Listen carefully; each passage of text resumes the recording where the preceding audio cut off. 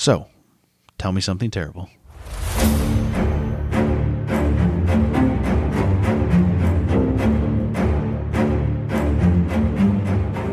Hi, and welcome back to Tell Me Something Terrible. This is episode 2. I'm Tiffany. I'm still Scott. You're laughing already. Yes. That's good. Okay, so we're doing 2 episodes a week, but we record them the same night. So if you just listen to episode 1, it's been 6 minutes since we recorded that. We've just had an entire drink in between. So this episode is going to go super smooth compared to the first one. How's that wine treating you? Red. It's a great way to treat you. Yeah. How's whatever concoction you have treating you? My whiskey and wine? That seems dangerous. Oh, no, it's fine. Okay. Okay. Yeah. Do you need like an open flame as well? No, I'm just going to set it here for easy access. Okay, she's definitely going to knock her drink over in this episode. Probably. So when you hear a hard pause and then a restart, we're just cleaning stuff up. Yep. Okay.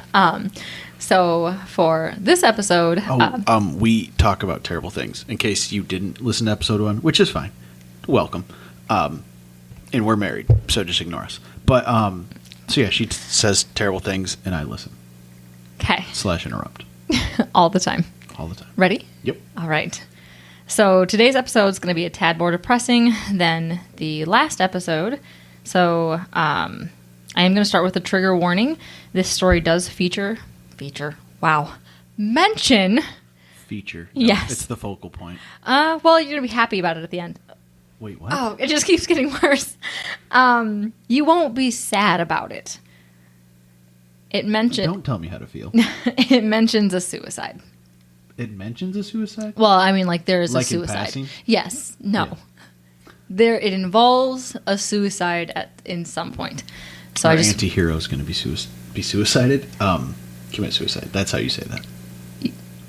I'm guessing. Aren't anti-heroes just good guys, like Deadpool? I took Shakespeare in high school or in college, and I don't remember. Did you sleep your way through it? No. Like every other class? No. Cheat by writing answers on your boot? I thought you meant like with the teacher. I was like, his name was Greg, and no, I didn't. No, I meant like napped. It's going to be great, guys. Yep. Anyway. All right. Let's get started. Proceed. So do you remember Jeepers Creepers? No? Sure. Yeah. It was a horrible horror movie from 2001 that features... 2001, I was 13. Yes. Growing up in a conservative household, never watching a movie that wasn't, like, animated. So, no. Well, this is rated R, so you definitely did not see it. Unless I watched it at Jamie's house, which none of you know except Jamie, who may be listening. No, I didn't see it. Okay. Well, I watched it because my parents just let us run around like heathens. I've seen Wranglers with Jeepers Creepers across the top. Why? Jeep Wranglers. Got it. Did you think I was talking about jeans? No. Yes. Just denim, just with bedazzled, just bedazzled Jeepers Creepers. Oh, please! I need those. Yeah. Very like obscure reference. It would be great. Yep.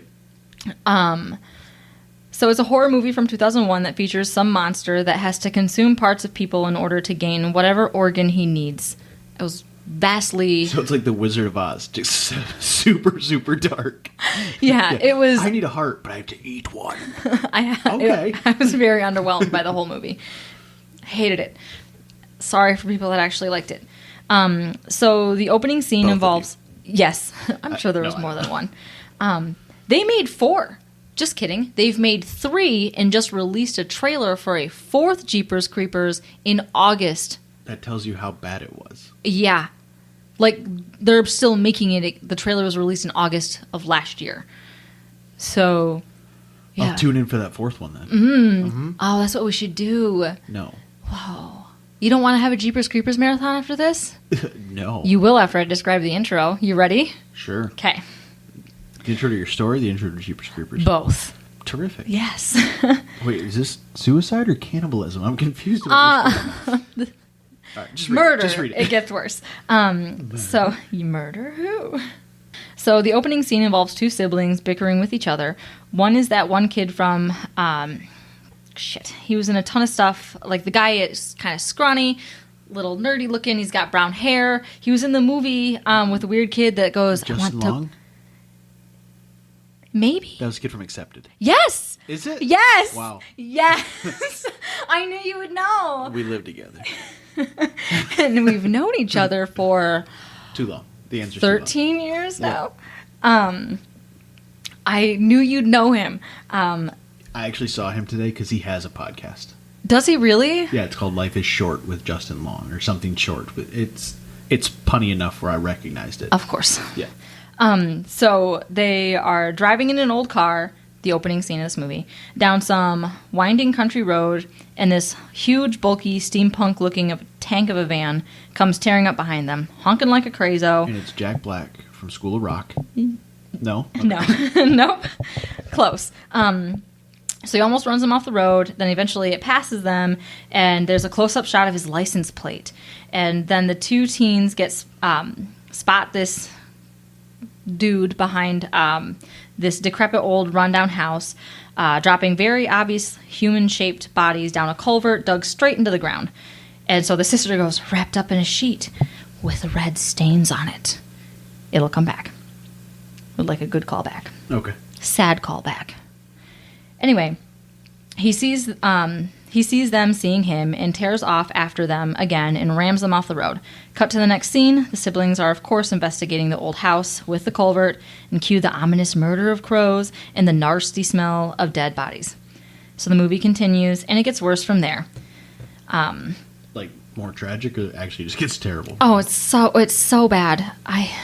Well, we are. Tell me something terrible. Maybe you can just give me a synopsis of the Jeepers Creepers marathon you're going to have by yourself. Yes. Well, from what I remember, because I hated it and never watched it again, they wind up investigating it. I think the sister might die. Spoiler alerts. She is the worst spoiler of anything ever. Anyway, he winds up falling down the... No. Okay. Let people live not knowing the end of that crappy movie. Fine. I don't want to know. All right. Maybe I'll watch it sometime. Doubtful. Is it on Disney Plus? Also doubtful. That's the only thing we ever watch, ever. So, so I told you all of that to tell you this. There's a prevailing theory that the intro to Jeepers Creepers was based off a close encounter with a pair of siblings that had with a murderer in Michigan, in Coldwater. So not far. No, not. I mean, maybe we shouldn't tell people where we live.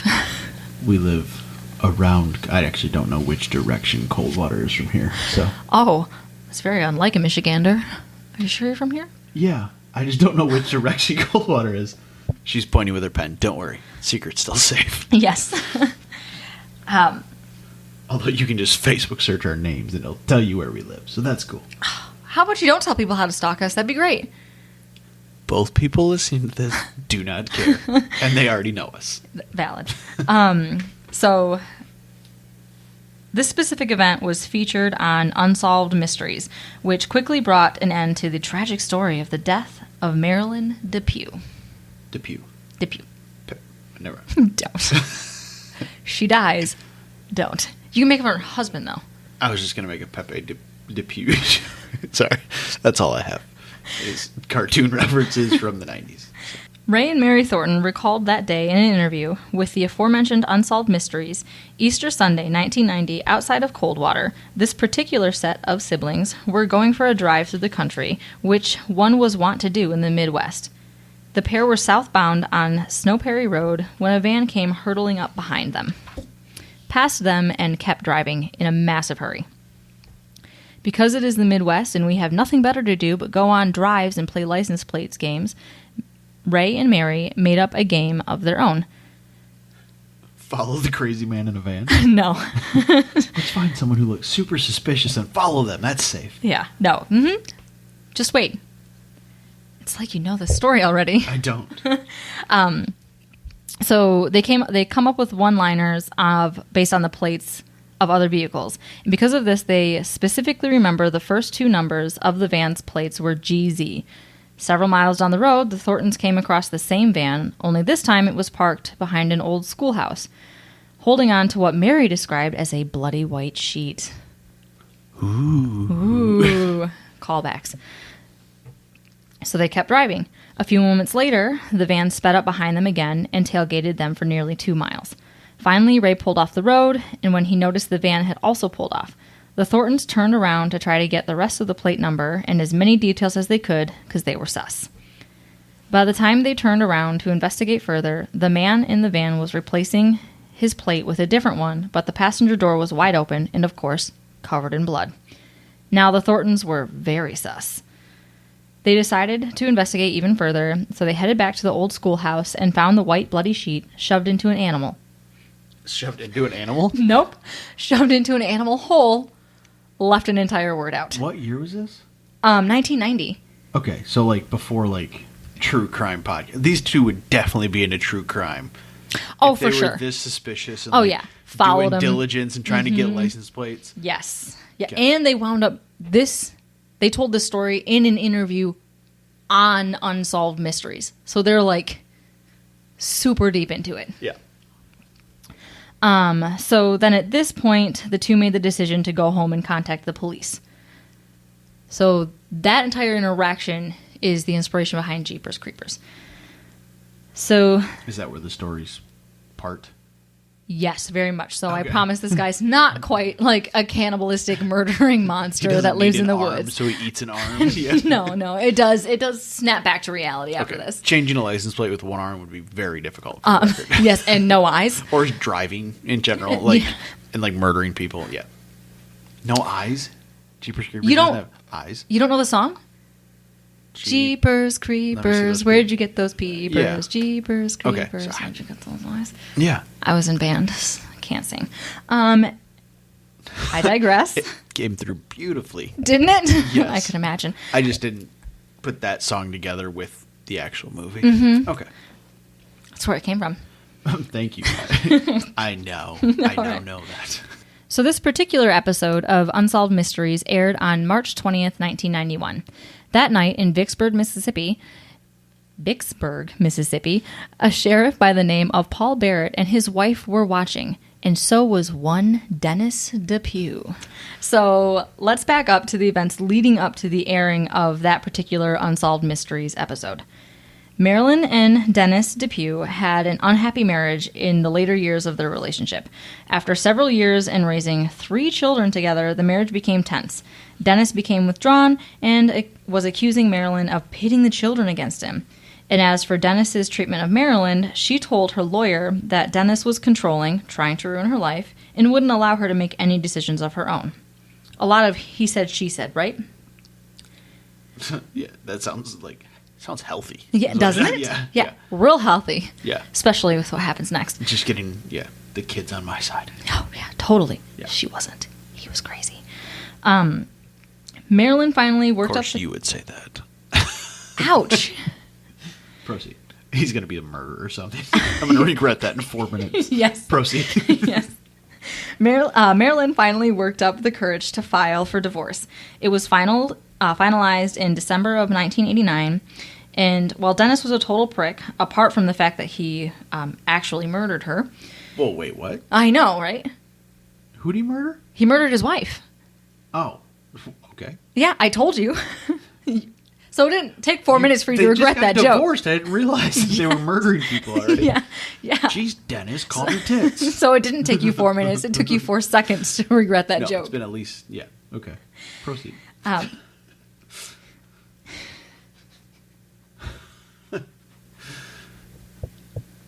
You all right over there? Totally fine. You shouldn't laugh hysterically for a minute after you say a husband murdered his wife. No, I'm laughing at you. And then he murdered her. Stop. You're going to have to cut that long pause out anyway. No, it all stays. Ugh, great listening. Yep. So he was allowed bi-weekly visitation rights for the kids who wanted nothing to do with At him. the prison? No, this was before he murdered her. Oh, Yeah. You made it sound like they got divorced, and then he's like, well, then I murdered her. Not quite. Okay. There's like 4 months in between. Okay. That was supposed to be foreshadowing. It was very direct, though. I told you, subpar writings. No, you're doing great, sweetie. I was an English major dropout. I like to slide those sweeties in. Just to build Build tension no, in the no. marriage. No. No, to build your self-esteem. I really appreciate it. Nothing like a good sweetie to make you feel good about what you're doing. Okay. Go ahead. So, they got a divorce. He had not murdered her yet. Okay. He was allowed bi-weekly visitations for the kids who wanted nothing to do with him, and they also refused to see him. He was also granted use of their... bi-weekly or twice weekly? I don't know. That didn't go into detail. I'm sure it's every other week. I'm sure. That... sore subject. He was also granted use of their guest house as an office, and authorities believed that he used this access to a way to maintain control over his family. Marilyn changed the locks on the main house, but he still found a way to enter the home unwanted. And plot her murder. He didn't even plot it. No? He just fucking snapped. Oh, good. Is it a crime of passion? Yeah, it's horrible. Just wait. Oh, cool. It gets worse. I thought this was about some crazy guy 7 sheets into a hole in the ground. Yeah, bloody sheets. Was it him? Yes. Oh, okay. Okay, quick rewind. All right. I thought they were the couple that saw the bloody sheets. No, okay. the couple that saw the bloody sheets. Siblings that saw him with the blood. Oh, okay. Yes, the sibling. It's confusing because the one sibling's name is Mary and the lady who got murdered was Marilyn.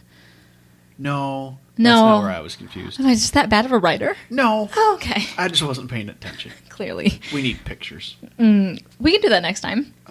Okay. So, the morning of this horrific event, April 15th, 1990, Dennis was scheduled to pick the kids up for his visitation. I was 2. I'm just going to tell how old I was at every event you said. That sounds fantastic. Oh, wait, no, I wasn't 2 yet. You were like a year and a half. I was almost 2. Proceed. So, like 22 months. Yes. So, at this point, he was only picking up 2 out of the 3 children because the youngest outright refused to leave with her father. When he finally arrived at the house... For her. Yes. When he finally arrived at the tiny house... foot down. I assume she's like 4. I don't know. I think she really was. Was she? Yeah, she was like 4 or 6. She was. Yeah. I didn't write down her ages or their names because I didn't. They're good judges of character at that age. They're like a dog. They know. Yes. When he finally arrived at the house, the oldest son also refused to go with him. So this triggered good old Dennis, and he flew into a rage. So I have a feeling that Marilyn's side of the story might be an accurate depiction of their marriage. Well, she's dead now, so. Too soon. Marilyn... 30 years. Still too soon. Marilyn tried talking to him. In response, he became angry and started yelling at her. Next, he grabbed her and pushed her down the stairs. Oh, okay. Gets worse. At the bottom of the staircase, he continued to beat her, while the children were watching, pleading with him to stop. Oh, that's not, like, traumatic for anybody. No. Nope. So the oldest daughter ran to a neighbor's house to call the police. Next, Dennis carried a very seriously injured Marilyn up the stairs he had just pushed her down. He proceeded to tell his children... I was really waiting for you to say you pushed her back down the stairs. No. Okay, good. Good. No. Good. Nope. It gets worse. He proceeded to tell his children that he was going to take Mom to the hospital, and surprise, surprise, they never showed up to the hospital, so a widespread search for the pair immediately ensued. This is when Ray and Mary, the other couple, the siblings, okay, yep, from the beginning, we're good. Yep, on track? Yep, good. We're there.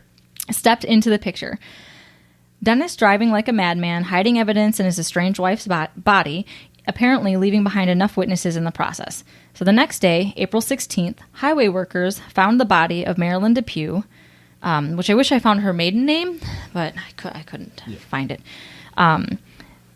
So they found her body at an abandoned church 5 miles away from the old schoolhouse where the sheet was half-ass buried. So wait, they found Depew at the church? Sorry. I couldn't let that go. Proceed. That was terrible. Thank you. Yep. I don't know if you wrote it, but just set me up for it. But. No, I didn't write it. These are the literal facts of the case. Okay. Depew's at the church. Okay. Go ahead. All right. After an autopsy, it was discovered that she had died from a single gunshot wound to the back of the head. Oh, wow, that escalated? Yes. Mm-hmm. Yes. Okay. So at this point, Dennis seemed to have gone off the deep end a bit. And he's got a gun. That's good. Yeah. Yeah. Yep. A few days later, after disappearing, he sent several rambling letters, and I quote, to his friends and family. He tried to justify Marilyn's murder. So in the article I was reading, it said death, but let's not sugarcoat it. It was a murder. He murdered his ex-wife after beating her in front of his kids because he just wasn't getting his way. Just really want to make sure people know that he's a piece of shit. Yeah. So Dennis sent a total of 17 letters, all postmarked from different states, including Virginia, Iowa, and Oklahoma. Okay. To his family members. Yep. So he's on the move. Yep. Okay. So while on the lam, Dennis gave himself an alias. Found him called on the lam. I don't know. You would not get very far on a lamb. No. They are not that strong. No. Or fast. Mm-mm. Okay. Anyway, that's for another podcast. maybe we'll do the next episode as to why it's called lamb. On the lamb. Yes. I'm gonna look up the etymology of on the lamb. Etymology? Yes. That's for a different podcast. Yep. Tell me something. Never mind. I don't know words. That's why we're not doing a podcast on word origin. No. Because I don't know them. So Dennis gave himself an alias, found himself a girlfriend, and settled down with her in Dallas, Texas. If Dennis's alias is Ray, I'm done because I'm already confused. No, but you're going to love it. This finally leads up to the night that Dennis got caught. So March 20th, 1991, the episode aired. A Mary, is her pseudonym, arrived at her home in Dallas just in time to meet her boyfriend, Hank Queen. Hank Queen. Mm-hmm. Mm-hmm. Who informed her that he needed to leave soon because his mother was sick. She made him some sandwiches for the trip, and he began packing a suitcase, all the while distracting her from what was on TV. A few minutes later, he left in his van. Later that night, Mary learned that her boyfriend was a murdering piece of garbage, and a friend of Mary's called the telecenter for the unsolved mysteries. Hank, how could you? Yes. Mysteries to give him the Texas plate number that had been on his van. And, of course, the plate was stolen. Naturally. Mm-hmm. Luckily, he's got like 12 of them in there. So, Dennis, after watching the Unsolved Mysteries program, headed to Louisiana. About himself. Okay, yep. Yes. Headed to Louisiana. And this is where Sheriff Paul Barrett enters the scene. Louisiana state troopers spotted Dennis's van and tried to pull him over. He then led them to a 15-mile long speed... Wow. He then led them on... Nope. In. Yep. He led them in. Yes. On a 15-mile long high-speed chase crossing state lines into Mississippi. Sheriff Barrett said they set up roadblocks at the end of the Interstate 20 bridge that crosses over the Mississippi River, and he gave orders not to shoot him, but to only shoot out the tires of his van. And then at 3:15 a.m., the Louisiana police informed Mississippi authorities that there was a man with stolen plates refusing to follow police orders to stop. While the officers and deputies were waiting for the van at the roadblock, they were then informed by the FBI that the driver of the van was wanted for murder. So once Dennis shows up on the bridge, he just plowed through the roadblock. Officers managed to shoot out 2 tires. He then continued speeding down some side streets in Vicksburg, Mississippi. Just on his rims, just sparks everywhere. Mm-hmm. Okay, cool. Yep. So with a trail of police officers close behind him. And sparks. Yep. Dennis is apparently a big fan of defensive driving because he proceeded to ram a cop car and shot at the police 3 times. Once Barrett the sheriff heard that Dennis was shooting at the officers, he gave the order to take him out. So Barrett then pulled up behind the van and opened fire with his machine gun while other officers... Wait, which one has the machine gun? The sheriff. The sheriff's got a machine gun. Yes. So you're down on the bayou, yes. And this dude just gets out of his police car with a machine gun. Yes. Normal. Okay, yep. Cool. He's playing mobster. Yeah. Hey, you know what, though? He caught the guy. Yes. Normal. Yep. Okay. While other officers exchanged fire with Dennis. So once the shooting stopped... All the while side-eyeing the sheriff who just walked out with a machine gun, like, where the hell did you get that from, chief? So once the shooting stopped, another officer rushed up to the driver's side door and pulled it open, only to find that Dennis was dead, with Can't imagine why. Yeah. No, it gets better. He's got 97 bullets lodged in his body. Not a one hit him. What? Yeah. Okay, sheriff needs to learn how to shoot before he just pulls out the belt-fed machine gun. Well, I was reading that he had shoved his van full of like suitcases and bags and clothing and stuff like that, so like nothing was penetrating. They were just getting slowed down and stopped inside of all the crap that was in his van. So he's a hoarder. No, I think he knew what he was doing. He's got McDonald's wrappers everywhere. Yes. This will save me. So, only to find Dennis dead, and I quote, with the .357 Magnum in his left hand and the thumb on the trigger, end quote. According to the preliminary examination of the body, it was determined that the bullet from the 357. Yep. I'm from the country, I swear. Had entered his mouth and came out the back of his head. So it was suicide. Yep. Yeah. Mm-hmm. Yep. That'd be a heck of a shot by a cop. It would be. So it was also noted by Sheriff Barrett, and I quote, "That means it was a suicide because our bullets would not have gone in that direction." Correct. Yes. No ballistics report needed. Yeah. Yeah. That was very astute. Did they test the blood spatter? See, I said it right that time. So proud of you. Yeah, no L in that spatter. No. So Barrett is quoted in the AP News article about the shootout, saying, "My wife and I had watched the TV program about him, and the next morning I am with other officers firing into his van." With a machine gun. Yes. Not just fire my pistol. I got to shoot my machine gun, guys. Yep. I'd say that's not going to happen every day. So now I'm going to tell you a little bit about Marilyn. According to her obituary, Marilyn was born in Detroit on January 24th, 1941. A daughter to Dallas, that doesn't seem right, A. McClanahan, and Betty McClanahan. Which in hindsight, I guess, is her maiden name, right? Yeah. I was going to say, a guy can't be named Dallas? Like, isn't that like, wasn't there a show named Dallas? Oh, that was in the 20s. That's not the thing yet. I don't know. Okay. Anyway. She sounds Irish. Yeah, she does. She was a school counselor at Coldwater High School, and she has 3 surviving children. She was buried at the Oakland Hills Cemetery, and the memorial funds for her funeral were asked to go directly to the Marilyn Depew Memorial College Fund at Coldwater High School. Nice. Yeah. Hopefully her kids had lots of therapy and they're doing well now. I hope so. Yeah. I imagine, yeah. The trauma. I can't. No. I told you it was going to get worse. Yeah. Yeah. That's why I started light with the first one. Uh-huh. In a news article... Can we talk about snowstorms again? Yeah. Seems pleasant. Yes. In a news article I found on newspaper.com, it says, "Friends remember Marilyn as someone who didn't let her marital problems keep her from being a good worker and a good mother." And in a somewhat related side note, I have another terrible thing to tell you. Oh, great. Oh, yes. The old schoolhouse that Dennis tried to dispose the evidence at, built in 1908, had been used to house Is that the sheep. church with the pew in it? No. Oh, okay. No, this is the school building where he hid the sheet. Oh, okay. Yeah, in the animal hole, not the animal.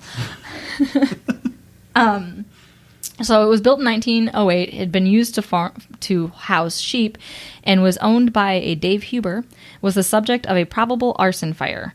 Someone set fire to the straw, but with fast-acting neighbors, it was quickly called in and the firefighters arrived on scene soon after. Luckily, there was only minor damage to the building, but there are tons of broken windows and doors and a shit ton of storm damage to the old building, and most likely squatters, since neighbors also report seeing people in the building, which was also littered with a bunch of, like, an old mattress and a bunch of beer cans. So Probably super haunted. Yeah, do you want to go check it out? No. Oh, what a bummer. It's close by, maybe like 2, 3, 4, 5 hours, depending on where we live in this state, away from us. Yeah, because nobody knows. No one knows. How do you feel? I feel fine. Yeah? Yeah.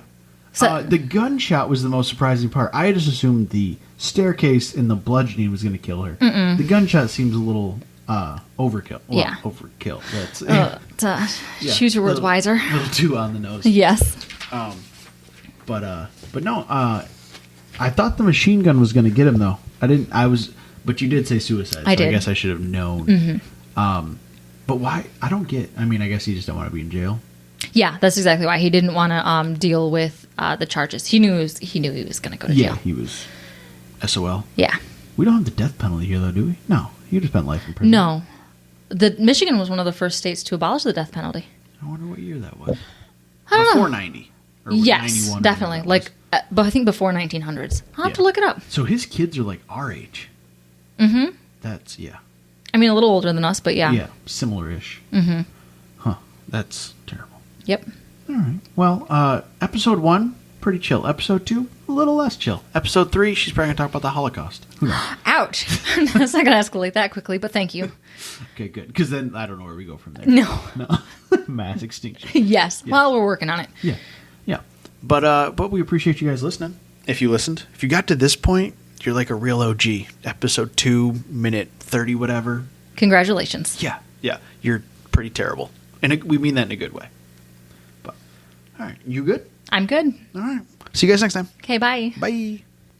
So the sources I used for this story was an article in the AP News written in 1991, Unsolved Mysteries, and unsolvedmysteriesfandom.com/wiki, The Daily Reporter, lostinmichigan.net, newspapers.com, findagrave.com, and a YouTube video posted by Anders YDNA.